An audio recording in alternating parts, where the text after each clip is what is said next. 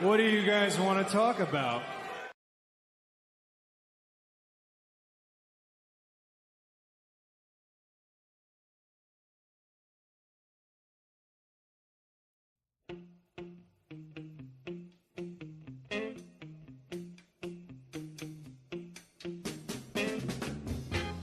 Welcome to the A-Train Show. And now here's your host, the A-Train, Arlington Lane.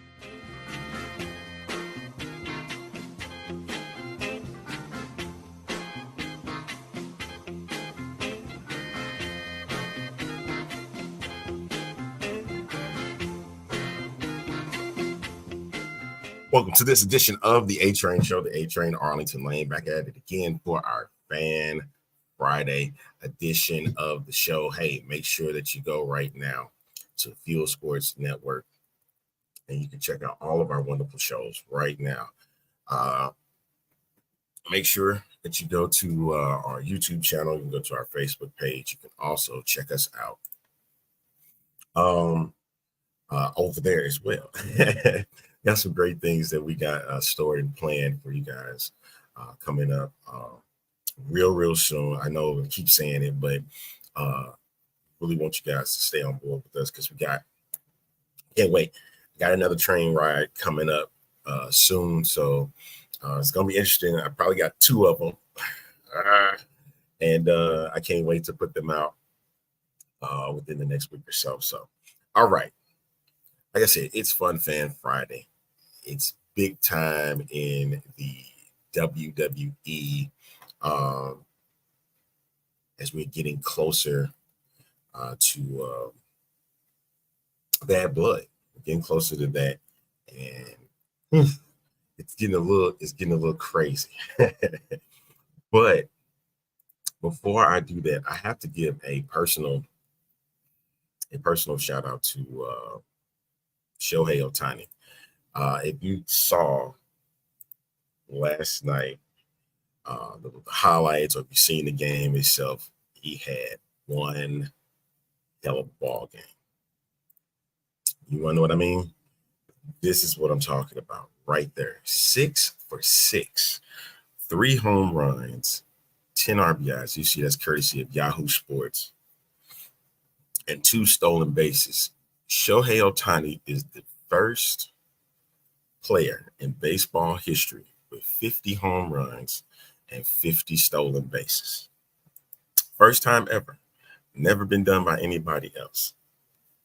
So is Shohei going to go down as one of the greats? And it's already being spoken as that he is. And also, it's really, you got to understand that as a two-way player, this is phenomenal all by itself. Because he also pitches. I don't think he pitched this year. But wait till he comes back and he gets back on the mound again. That is phenomenal. Just look at the numbers. There it is right there. 6 for 6 in a 9-inning game. I get it. It was Miami. And what was it? The last inning, they threw out a fielder to throw out and pitch. Come on, man. You can't knock the guy for what he did. 6 of 6, 3 home runs, 10 RBIs, 2 stolen bases, and became the first player in Major League history, 50 home runs and 50 steals. That's amazing. I can't believe that. Maybe the doctor can tell me, man, how you feel about that just a little bit. That time again, when you hear that music that he's here in the house for the A-Train Show. And let me go ahead and bring him in right now. Good Reverend Doctor himself, Robert L. Haley Sr. We are in the building. Let's go. Let's go. Sounds like he really is Mr. Baseball. Yeah, you know what? Shohei Ohtani is everything right now in the major leagues, man. Like, he's already the National League MVP. Like, if you don't give him the award, it's already going to be ridiculous a 50-50 guy. I didn't even think we'd even get back to that stage again because, the stolen bases was I'm just going off of Sabrina's comment. Stolen bases is it was a lost art for him. Not too many people was taking that risk. But Doctor, you in the house. How you doing today? Man, I'm good. I'm good, man. Got a busy weekend, so trying to just kind of kick back and relax a little bit, but it is what it is. We here. Let's go. We here. So I take it we didn't get to talk about. We talked about it a little bit with SmackDown on Friday. Then we had Monday Night Raw. Let's go back to Friday. Let's go back to Friday though a little bit. All right. We touched on a little bit about the bloodline, because of course that's what everything is going off of right now. Everything is kind of based around that. And so what we've seen so far is now Cody Rhodes and Roman Reigns are now aligning with one another. And we've been sitting here throwing off ideas of what could potentially happen with this bad blood match coming up in a couple of weeks now. A couple of weeks. Yes, sir. Three Saturdays, right? And then let's not forget, folks, Wednesday begins the Mr. McMahon docuseries. We'll touch a little bit on that on Monday. See what getting everybody geared up for Wednesday. Might have to do a special on Wednesday. I don't know, man, because I just want to, because that's gonna be something. I'm really antsy about it, and I want to see how. Did they put out a time drop? Did they put a time drop or no? They just said no. the day. I don't think they have yet. It just said that day. I saw you send me some messages. Yeah, man. I want to throw those out there too.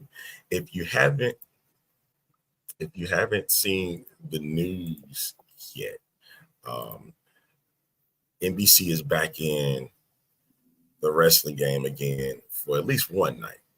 Yeah. Now I remember seeing there was one message about that, but then there was another message that they were going to do some more down the line.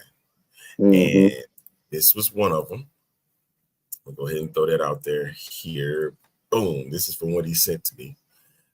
This is WWE's return of Saturday night's main event. Yep. This is December 14th. Take place in Long Island. First time in 15 years. Yep. 16 years in this case.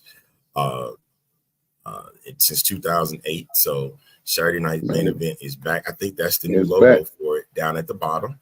Yep. Looking forward to that show. That's gonna be pretty cool. Yeah, I'm gonna have to. That's giving another avenue to kind of get the transition between NXT and the main rosters.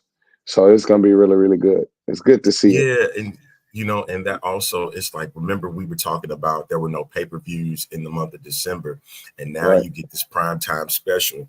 I wonder how many hours they're going to give them. They're going to give 2 or they're going to give them 3. There's probably also 2 news. There's also news is that after Raw gets Netflix, SmackDown is getting a 3rd hour on Friday. That's going to be pretty cool. Yeah, that's going to be pretty cool. That's going to be pretty cool. Give us some more bloodline mess.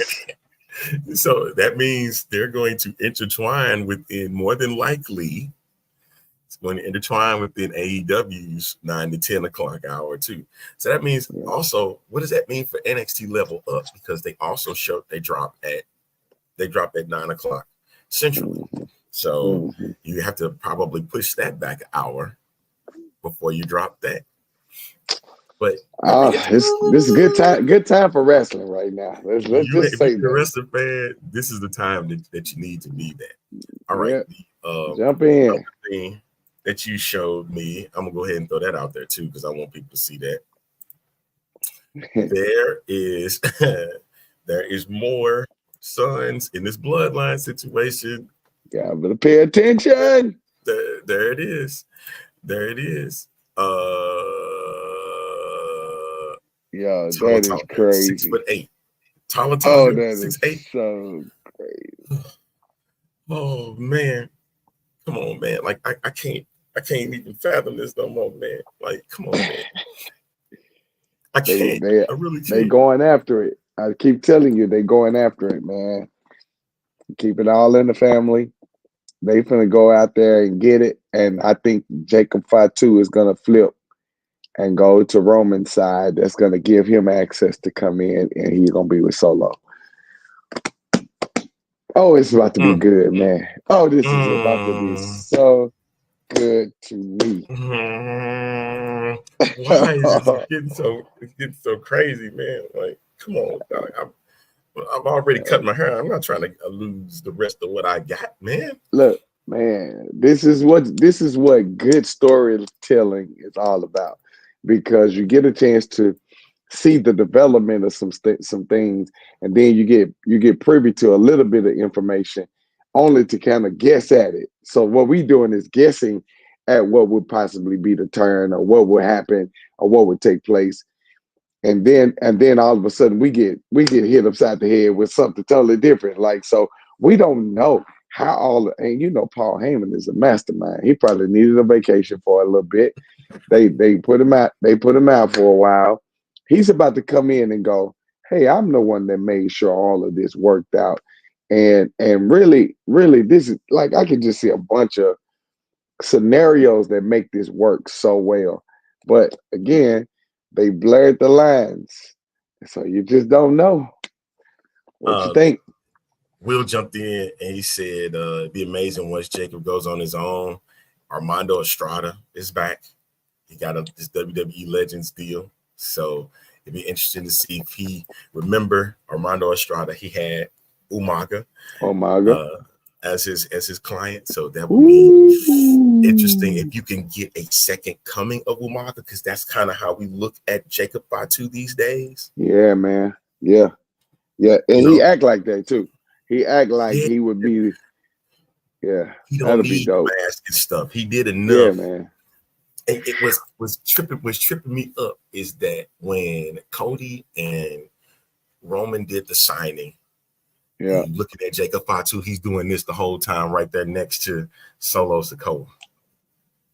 He's sitting there doing it. But then here's the thing though. Did you see every now and then he gazed his eyes at him? It was so strategic. But see, and it gives you the effect of, is he still with Solo, or is he still with Roman, or was he looking for a potential attack to give the illusion that he's still showing his alliance to Solo Sikoa?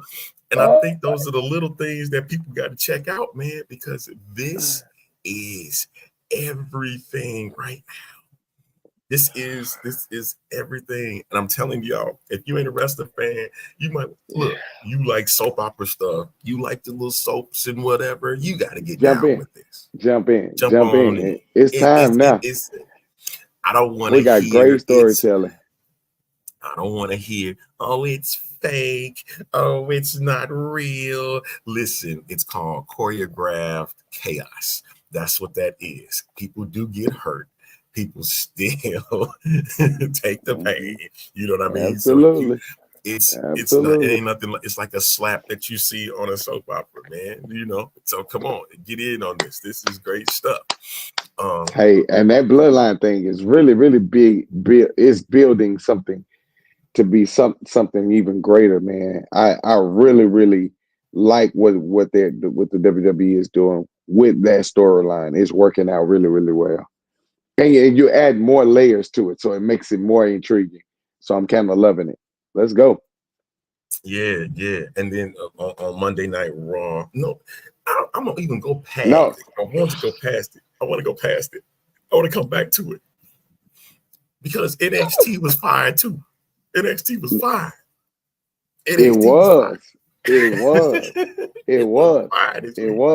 I was like, okay. I'm gonna tell you, I was really impressed this week with all shows.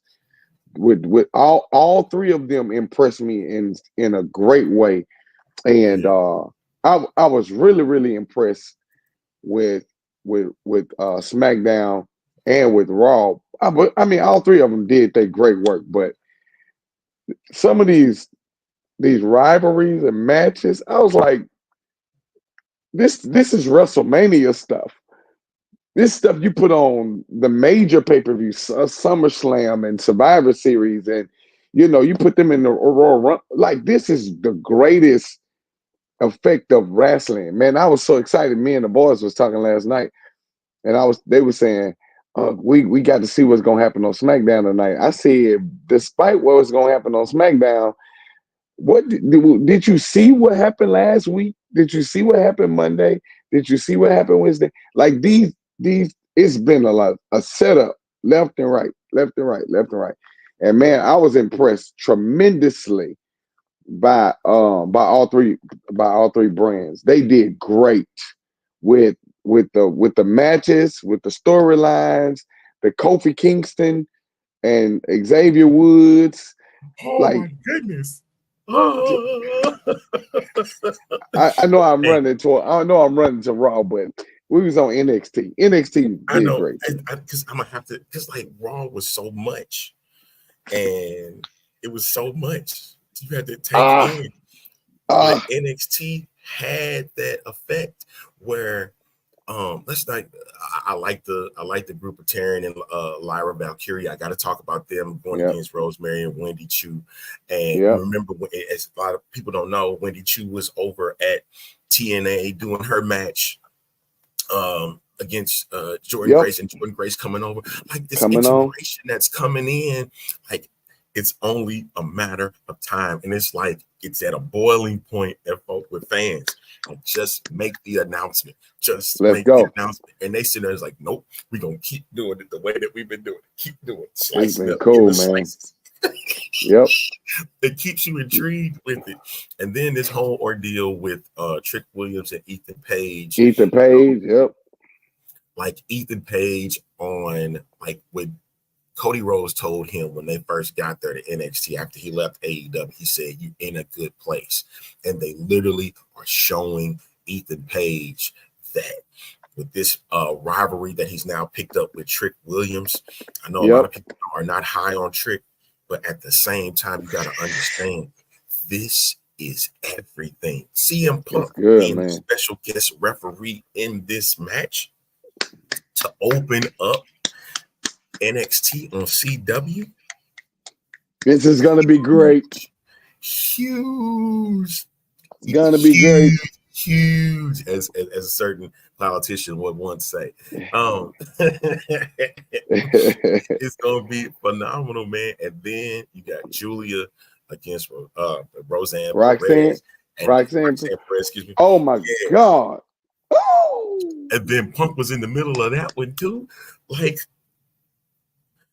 the only thing I'm missing, I hope it don't happen, but I would love to see it happen, because again, it goes back to that chaos that I like.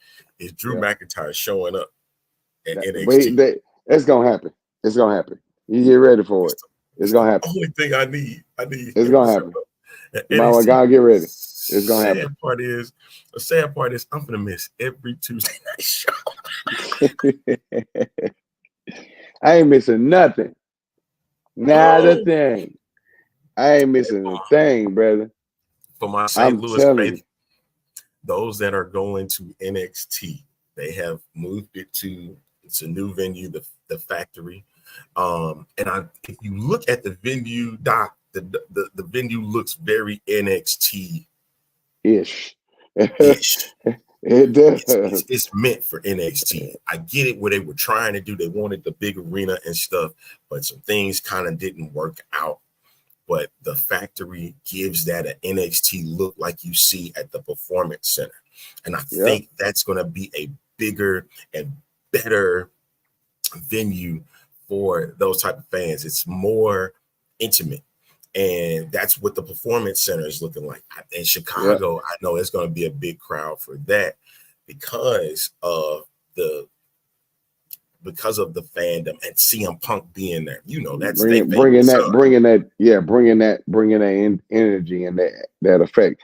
You know what match really stood out to me too was the Lola Vice Jacy Jayne match too. And then, of course, before the interference of Fatal Influence and having my girl coming, you know, that's always my girl. Jada Parker came out the and tried to help her out. That was kind of dope. But the other match that really stood out to me too was the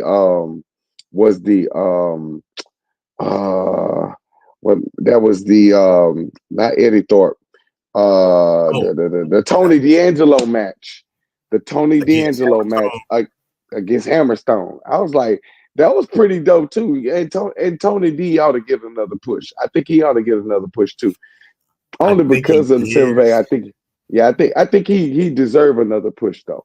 I do feel like it. I think the angle that they're taking with it, it's Yeah, going to lead to, because when he said Tony D'Angelo just quit on Hammerstone, everybody was like, "What? Tony D don't quit on nobody." right. And it brings another gear to that story because now Tony's questioning himself, and I think at the end, I can't think of her name. She came to him and said, "Hey, dude, we gonna get this. You're the Don.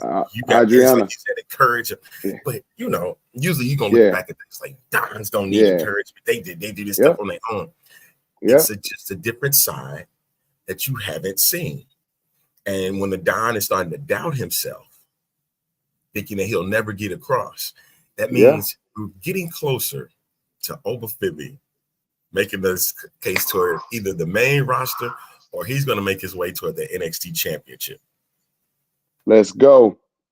He's gonna get the belt off of Obafemi, and then Oba is going for the main one, the NXT title. It's going to happen. Mark my words, it's going to happen. Now I know they've been on the North American watch with him, but the reality is we need to get him to once he already gets they baiting that he's scared of Obafemi. So based on that baiting that he's scared of him, it's gonna give that element of, hey, I gotta beat the giant, like the David Goliath. I gotta beat this giant. I gotta get him down. And then once they cross him over, then Obafemi is gonna run to the NXT title. And I think that's where the real interesting work of NXT is going to be shown, because now you got to include him in the title run with Trick and with Ethan Page and all of those. So it's a great storytelling, man. But I thought the match itself was a good match. Even though he lost, I just thought the match was a real good match too. And that's the big thing, is having a really good match. It keeps your mind, keeps your eyes peeled on what's going on, and trying to give you a thought process of like, okay, where's this going next? Man.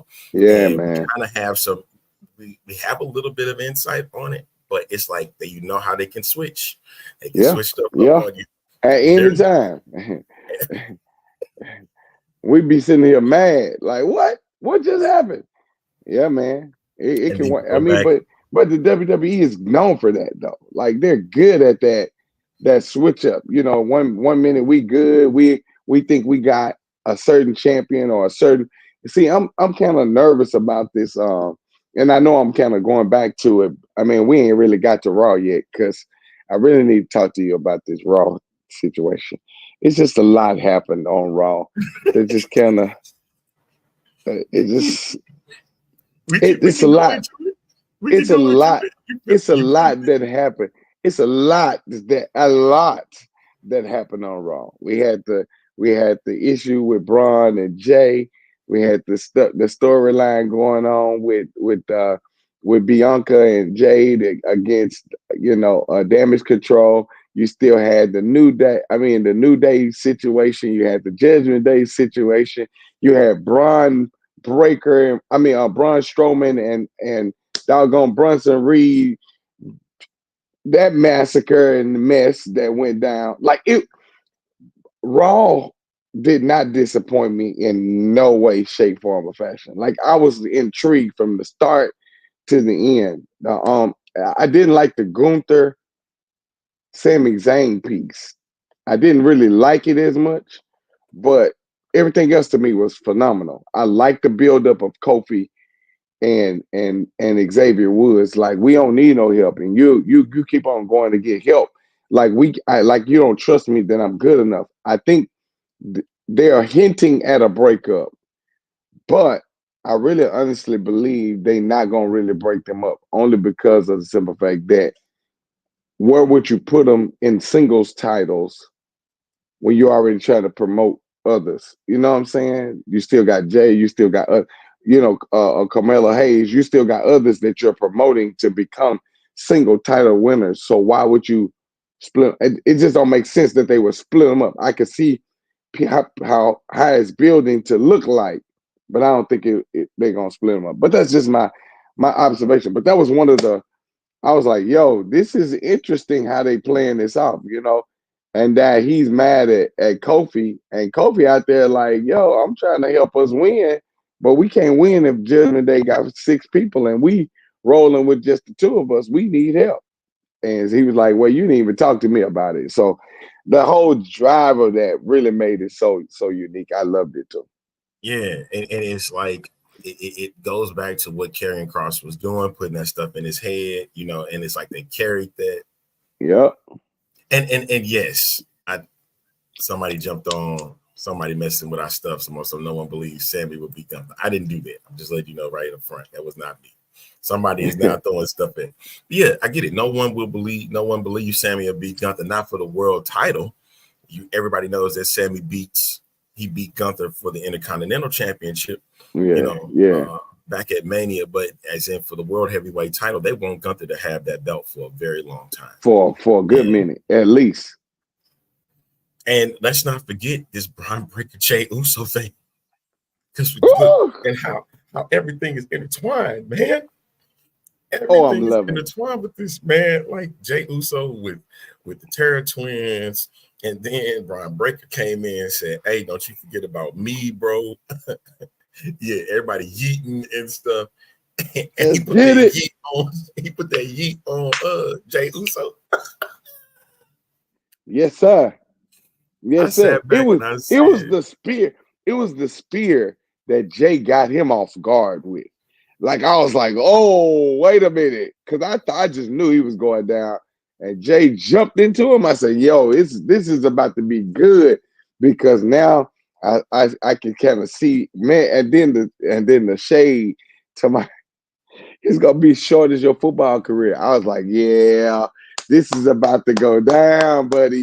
I love it. I love good storytelling, man. And that thing worked out well for me. Rivalry too, yeah, that could be a good rivalry between the two. That's gonna be a good rivalry, man.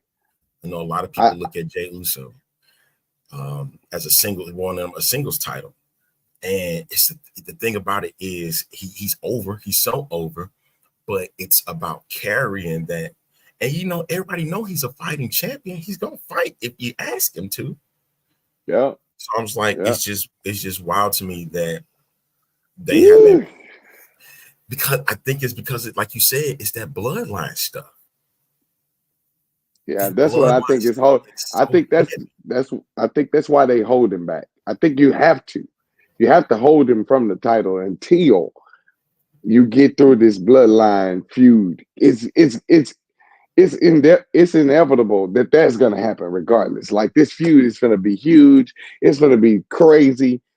But man, to not have him a part of that, and you'll take the belt away from other people who want to contend for it. So we'll lose the great matches we'll want to see by him holding the belt. So wait until after the bloodline thing kind of fused down, and then allow him to kind of win it, which I think is going to happen anyway. I think he'll win it. If not at the Rumble, somewhere around Mania. So he'll win it, and then we'll have a yeeting good time, buddy. 70,000 saying Yeet gonna be amazing to me, man. All day. Jeremy said the tag match intrigues me. Cody is going heel sooner than later. It would not make sense. It wouldn't make sense to me. It wouldn't. I can see that. I can see him screwing Roman, but that doesn't indicate a actual heel turn. That could just simply be, I don't trust you. Did not want to work you, and I don't trust you. I don't trust you. It's not a heel turn. That's just saying, I don't trust you. And then, not to mention that when Roman turned around to look at Cody, he looks down at the belt, and as they're going off, of course, you have to kind of read lips. He says, "I'm coming after my belt, like I'm coming after it." So it's not far fetched, but I don't think Cody is going to turn out.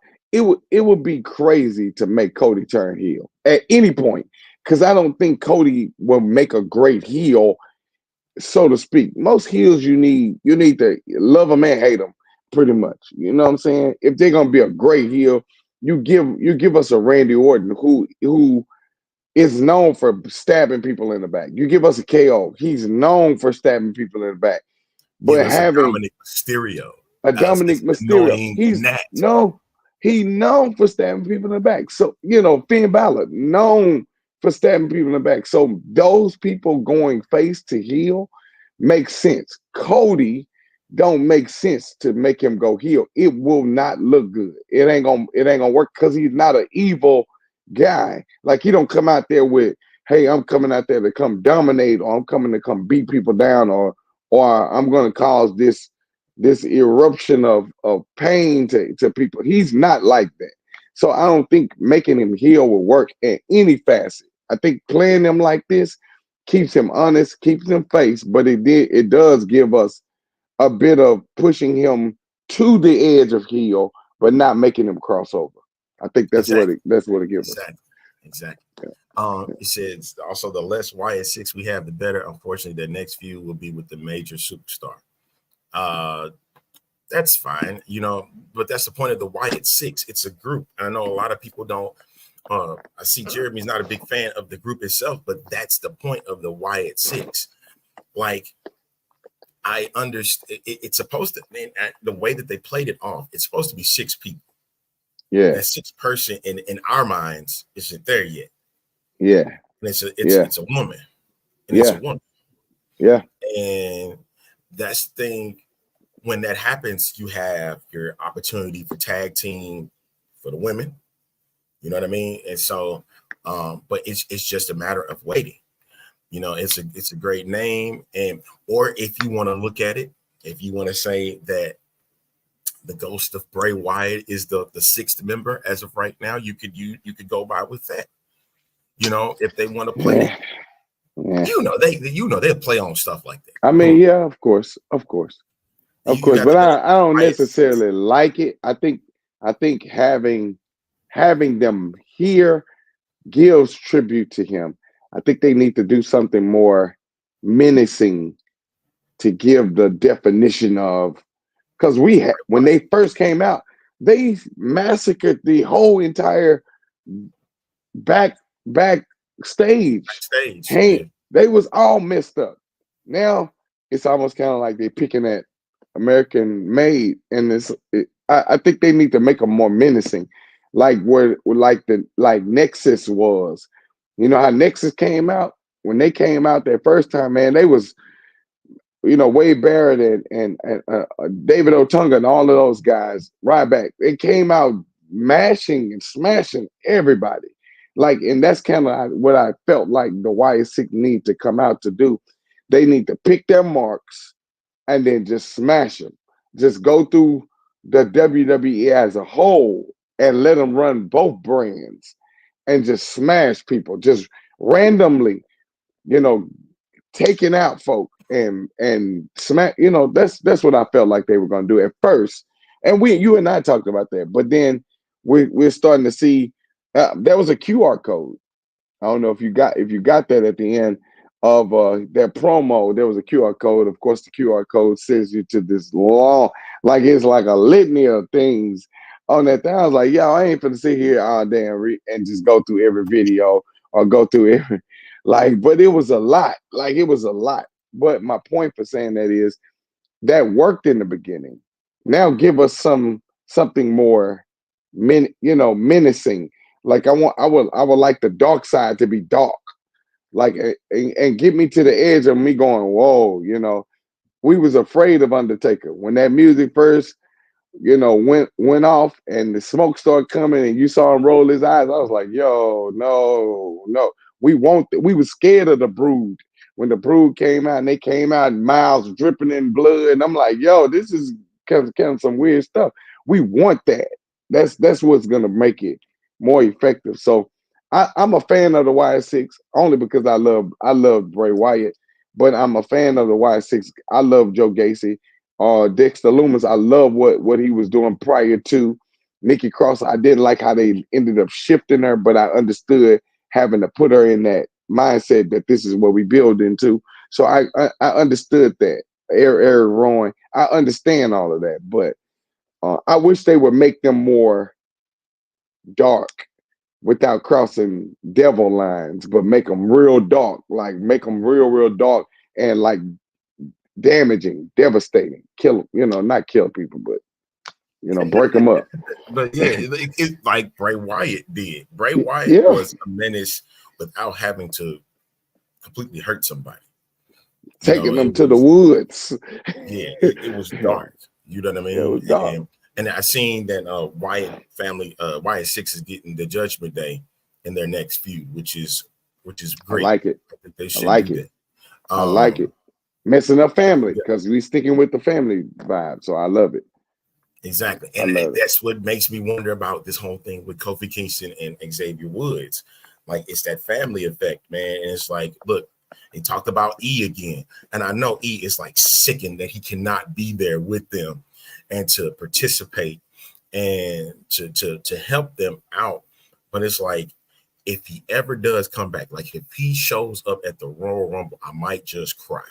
I'm serious. The only reason why I say it because it's emotional because of the road that he had when he left. Not a lot of people think he can even do that. Like, I went back last night and I watched Edge's return back in 2020. And if you look at him when and it was in H-Town at Minute Maid, you could see his face and it looked like he was ready to cry.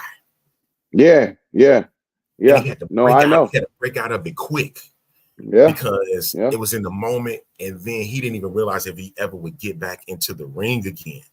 And so it's like he soaked it in, and it was like the emotions were high, and then it's like he broke out of it quick, and it was like he did his little thing, and I was like, but that's the stuff I'm talking about. Is when you hear about that, I go back and look at the comebacks.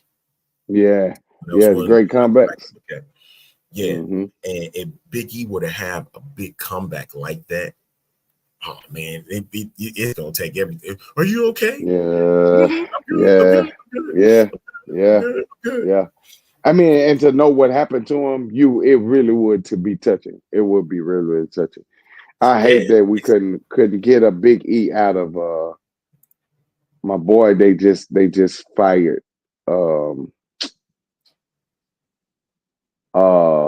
I can see I got his name on the tip of my tongue. I can't get it. Big guy.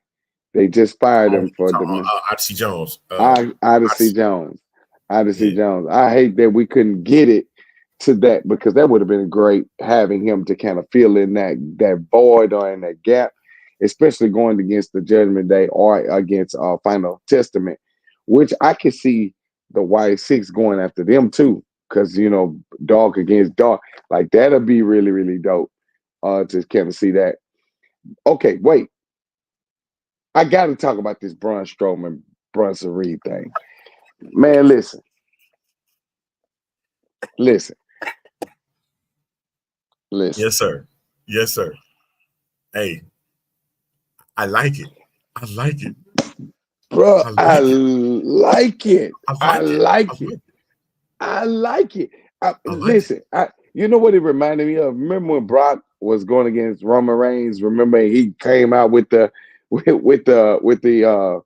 tractor and he put it under the ring and that forklift lifted it up and Roman flipped it.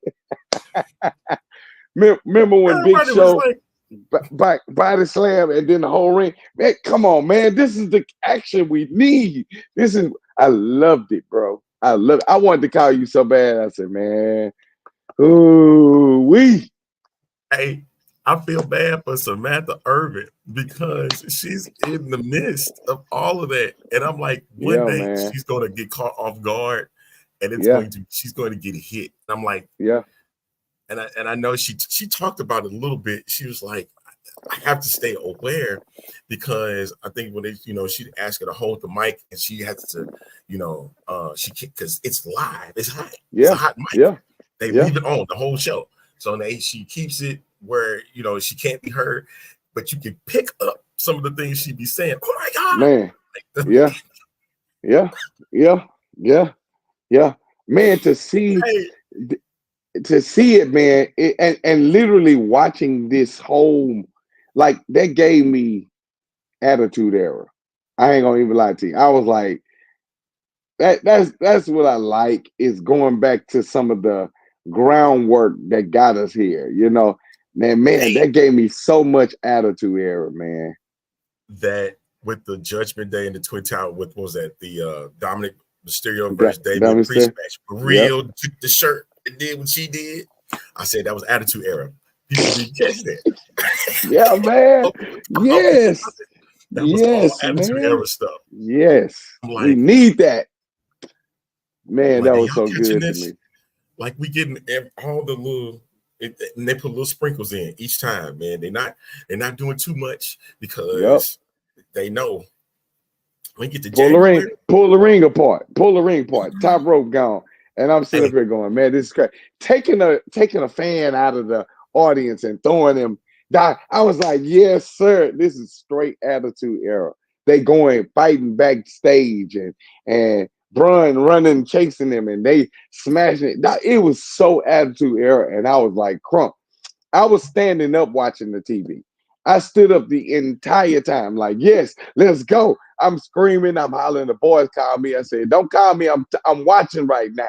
We need to. And you usually don't watch it. You'll watch it later. I watch it later, but I watched it. You telling me that? You telling me I that? Watched it. You was in. You was in. I was in. Like, man. I was in. I was intrigued. You just mentioned about the fan throwing, right? So then, see, I hate going on these. I go down the road, down these little rabbit holes. So I went back and I watched. It said 100 wrestlers of sorts that you didn't know was in. That was sitting in there, sitting in the audience. Either sitting in the audience, they were security, or they did something for Mania and stuff. Yeah. And you seen Keith Lee at times, he was security. Johnny Gargano was in it. I don't know, Karrion Kross was in it. I saw that before. Trick Williams was in it. I'm like, so a lot of your favorite stars that you see it now, they already been in it. They've been hired by WWE. Yeah. So I'm like, you start looking at the security guards that they got now. Like, who gonna be the next one? Hey, man, but that was crazy. And at first, I thought it was Javon. At first because the way how he went flying and then flipped over, but he flipped over on his face and I couldn't see it. But then when I noticed he's a little shorter, I was like, oh, no, that ain't Javon. But look, I'm going to tell you, that was some great, to me, that was one of the top, besides the Jay and Braun Breaker interaction, that was probably one of the top things that happened on Raw for me. I was like, I actually turned into one of them little bitty kid fans that I used to be a long time ago. I was screaming, I was yelling, I was jumping around. My dog was looking at me barking. Everybody's looking at me like, what's going on? I was like, y'all don't have no idea. I'm a big fan right now of WWE because they just brought a taste of the Attitude Era back to my life, and I loved it. I loved everything. Bringing up nuggets for me, man. Because look, I've seen the video again, and you about the fans. Remember the little kid that went, that was growling at Triple H, and Triple H, he put his finger up the. I'm telling you, man. It's just, I don't know, man. I was a big fan, dude. I'm gonna tell you how much I screamed. I don't know if you remember. Remember after Triple H, after the little thing with Stone Cold and how he ran over him, right? and nobody they was trying to find out who it was that was driving the car that ran over Stone Cold. And I was I'll never forget it. I was at the Toyota Center when they was here in Houston, when Triple H came out of the curtain, and when Triple H left, before he left, he was a small guy like me. When he came out that curtain, dude, that dude arms couldn't even go down. He had on that blue jean jacket, and he couldn't get them arms down because he had muscles all under here. I said, Trevor, I was hollering like I was a girl. Like, what is going on? What is happening right now? This is madness. Like, it was crazy how the arena erupted when he went, "It was me," and took his shirt off and went like this. I said, "Yep, fan." All of that was so massive to me. Like that whole entire Attitude Era, you know, just seeing the craziness that went on behind the scene and all of that, man, it made me such a fan. And I think I just kind of had a taste of that Monday watching that match. I really had a real big taste of that. Woo! I mean, you got me with that because, you know, when you think of moments, you know, I would watch the Attitude Era myself. It was like one of the moments for me that kind of got me out of my seat was, of course, the whole ordeal with Edge and stuff, you know, returning. And, of course, Cena, the Randy Orton and Triple H in 2009. I just hated how it ended. How it ended, but, you know, we had the house invasions and stuff. You said, "Oh, yeah, man. Yeah, man. Yeah. That's the kind of stuff we want. That's what we need, because that's what gave us that momentum, man. We had that momentum, man.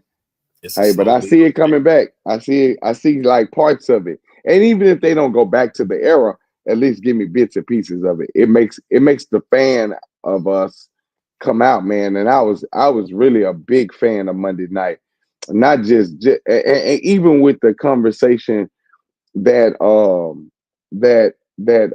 Rhea was having with Finn Balor, and then here come Liv having a conversation with Damian, and like this whole entire, like, I loved all of that. I loved it all, man. I was like, okay, they gonna really build this Rhea and Jay thing, but then Jay still got the issue with Braun. Like, it was great storytelling, and I really enjoyed it as a fan. Monday night it blew my mind. It blew me away. I was like, yeah, I'm a fan. I love it. I love every ounce of this. So yeah, I'm sorry to blast on that, but that was to me, it just, man, watching Braun go flying sideways, and that was so good. Them running into the side where Samantha is, and then all of that falling over. Even when the Bianca match, when they knocked over Wade Barrett, I was like, yo, this is great storytelling. Like, I loved it all, man. I was a big fan, man. That's what the point of this Fun Fan Friday is, man. It's being a fan of the things that you see. And I'm starting to become a fan of Joe Tessitore. If you haven't noticed, when you watch the broadcast, it's starting to become more of a sportscast. What you get on a weekly sportscast when you're watching baseball, basketball, football, whatever. That's what they were going for, getting a sportscast. And that's what it sounds like it's going for when you get a sportscaster like Joe Tessitore. And you got the right person to work with Wade Barrett, right? Yeah. I don't think that they feed off of each other well. It's getting better as, you know, the weeks go by, you know, and so it's just gonna get better, and probably be the best one out of the sportscasters that they had in a while. Because remember, Mike Adam Lee, he didn't do so great. A man from UFC, Jimmy Smith, he wasn't as great as he was. Probably the only person that I can sit here and say right now, a lot of people didn't like him because he was too over the top, but I liked it. It's Mauro Ranallo. But, you know, him doing his thing, especially when he was on SmackDown. Oh my goodness, come on, him in NXT. You know who my favorite is? Pat McAfee. Well, thank goodness he's out for the rest of this college football no season. Way, man. No way. Yeah. No way. Yes. Pat brings so much entertainment and excitement into it. I love it. I love every ounce of it, man. And then him and Michael Cole together, that's a whole mess as a whole, man. Because get up, Michael. Let's yeet. You yeet. We yeet. And that's the thing. He'll make Michael or force Michael to do things that he would not normally do. So Mike trying to get Corey Graves to do it. Corey going, man, I ain't finna be yeeting nowhere. And then he gonna try it when he talking about, give me one of them fingers. Hey, Corey Graves been great. Is that heel commentator that people love. Yep. Or is annoyed with. And if you're annoyed by him, he's doing his job. Yep. That's what he wants. Facts. Same thing with Wade Barrett. If you are annoyed by Wade Barrett, he's doing his job. Booker T, you get annoyed with him every now and then because you don't know which way Booker is he gonna go. That's the thing. You don't know which way he gonna go. And that's what That's a great heel announcer. That's a great heel announcer, man. Like, it's hard to sit if I'm going with the three that's on TV now. It's hard for me to rank them because each of them do so well. Yeah. And they have their different styles, and they all are great with their levels of annoyance. That's why I'm shocked that you don't like Pat McAfee, because he's annoying, but he works. Yeah. He works though. Like, he works as a great heel, but then he can get on your nerves, and then you can still go, yeah, that was really funny. Or he'll crack a joke. It'd be hilarious to me, man. So I mean, I'm for that heel announcer. We got heel wrestlers. I know. Give me a heel announcer.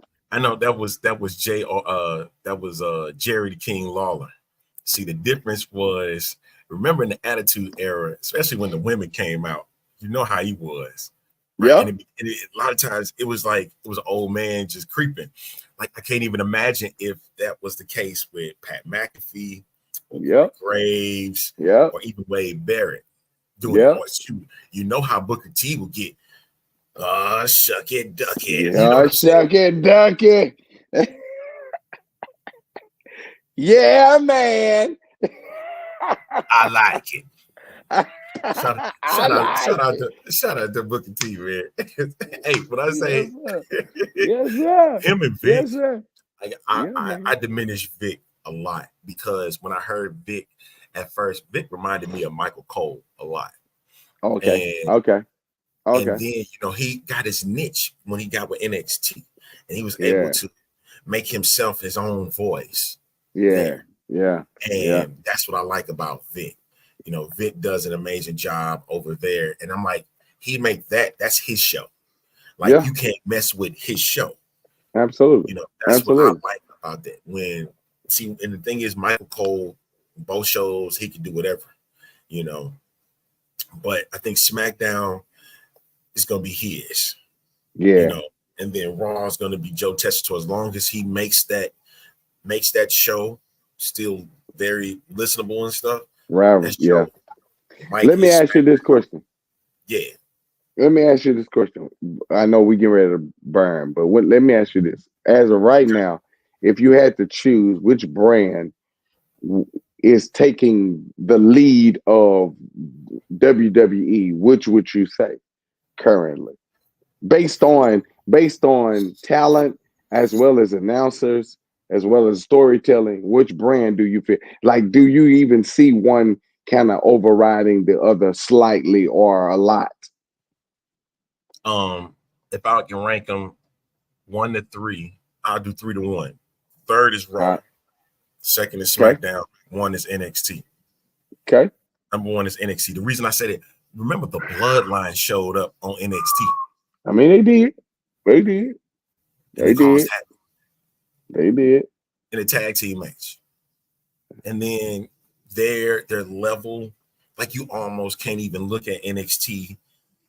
It's like they teetering with development and an actual brand. It's like it's right there. It's like you can't tell which one is they going because they go levels of past the below development and above a brand. Like it's a true brand. Yeah, I think they just need to brand it. I think that's one of the reasons why you might well gone to use main event as a developmental, because you might well gone to brand NXT at this point. It has its own body, it has its own flow, it has its own. So I almost agree with that. Level up, level up the development brand show. You got the and build them up, get them ready for, you get your audience on Peacock, but you're on network television. You can't be no development brand on network TV. Ooh. Then again, see, that goes back to my UFL fans around the globe. It's like, hey, but that's a development brand for the NFL. They on network television. All right. Again, if you watch the X-Fan show, I've said on numerous occasions, that should not be a developmental brand at all. Yeah. That's how I look at NXT. So you going NXT, SmackDown, Raw. And it's like all close. It's like 33. You know what I mean? I don't know, man. Ooh, see, look, now you done threw yourself off trying to think about that. I don't know. Well, I'm teetering between. I got NXT at number 2. Okay. NXT, hands down, has shown a lot of, especially with them bringing in TNA stars. So I got them. One. Like, if I had hair, I would pull it out right now. I just want to pull all of this out of it.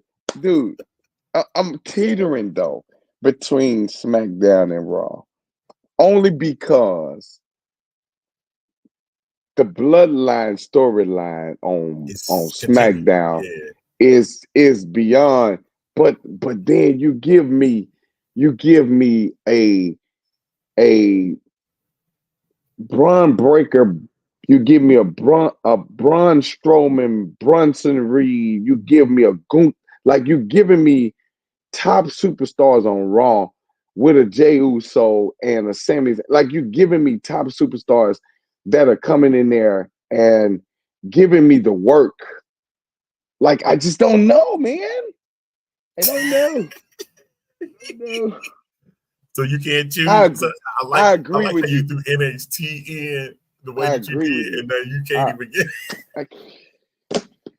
I agree with you, though, that I think they are like 34, 33, 33.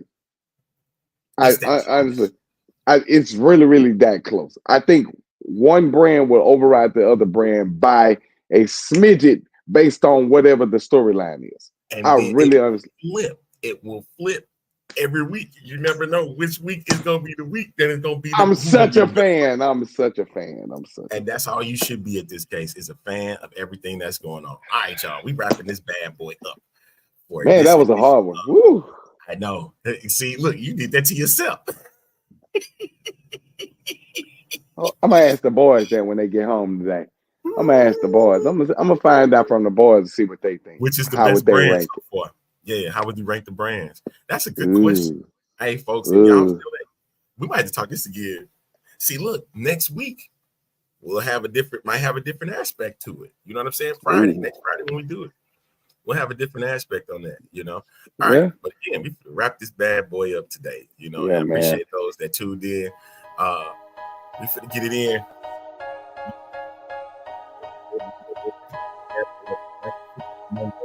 See if your team won this upcoming week. So make sure we tune up for that. Yeah, we'll see. 71 hours. 71 hours. Yeah, man. We may need to do a late show on Wednesday, just so we can talk about this documentary. We need to do a late show. We need to have an after party, after watch party, something on Wednesday or Thursday morning. Thank you for that. Thank you. Y'all, I hope y'all heard that. I hope you heard that. We're getting it in on Wednesday night. Let's go. We finna get it in. All right. See y'all. I'll catch y'all on Monday for another edition of the A Train Show. Yeah, right here. We'll be in the building. Let's get it. Doc is like, see y'all later.